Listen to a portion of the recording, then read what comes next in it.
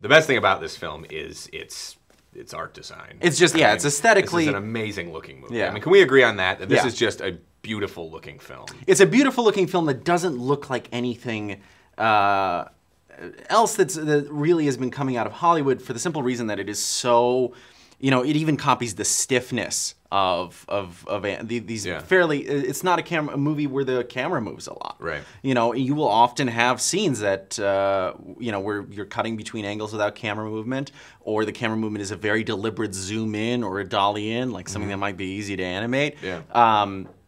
That gives it this kind of odd quality. I think it's one of the rare cases where I'm not a big fan of speed ramping, which is, you know, kind of the term for when suddenly the action goes from slow motion to maybe Zack Snyder loves that. Yeah, to normal speed, but it works when you're trying to convey the sense of movement of anime, which tends to go from very quick to very stilted, very you know, very. It has a distinctive sense of movement. Yeah, yeah. And though this doesn't exactly capture that, because it's using human beings, and it's not made at like 12 frames per second. Right. It does go away toward that in the same way that The Matrix did. Right. In trying to copy the aesthetic of the movement that you see in anime. And honestly, with the conception of the world, which is this kind of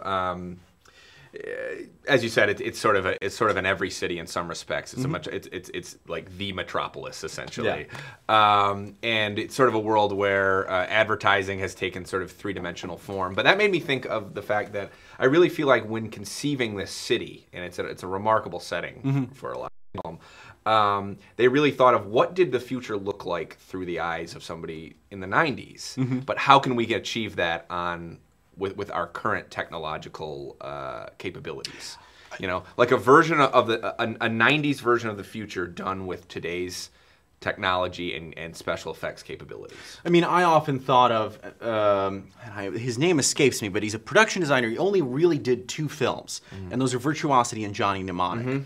He also, his name is escaping me. He also did the costumes for Return of the Jedi, but only production designed those 2 films, which are really the 2 mid-90s Hollywood movies where cyberpunk aesthetic really runs amok.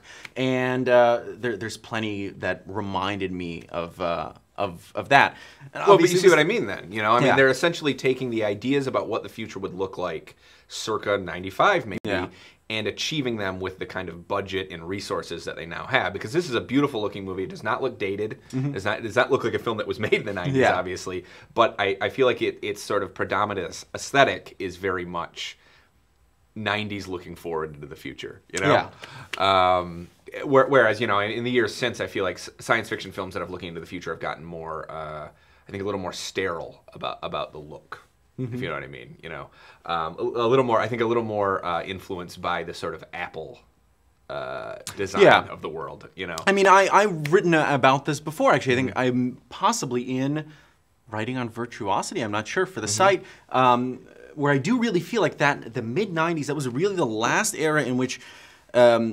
Within the larger, kind of the mass imagination, there was this idea that the future would look stranger and more eclectic and more cosmopolitan than the world that we live in today. And it's really around 2000, you get this crossover. We start to think of basically a future of Apple products. That becomes our default view of the future.